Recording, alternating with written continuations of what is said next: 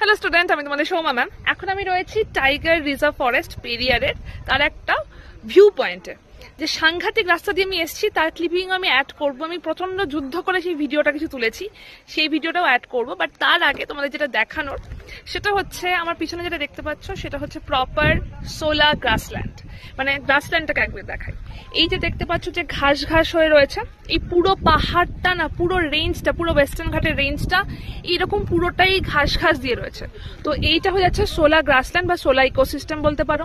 ওই যে ফরেস্টের এরিয়াটা দেখতে পাচ্ছ সেটা হচ্ছে আমাদের ময়েস্ট ডেসিডুয়াস, এবং কিছু কিছু জায়গায় সেখানে এভারগ্রিন ফরেস্টও দেখতে পাওয়া যায়।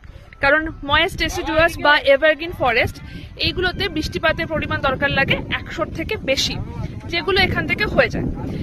তো এই জায়গাটা একটা অন্যরকম, মানে হিমালয়ে আমরা গেছি বাট এটা আলাদাই, এবং এর অ্যাডভেঞ্চারটাও টোটালি আলাদা। তোমাদের ভিডিও দেখাবো।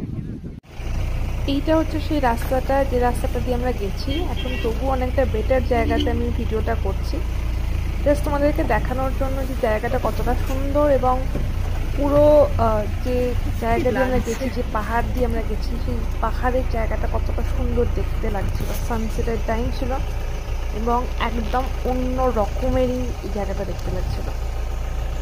এই ভিডিওটা তোমাদের জন্য।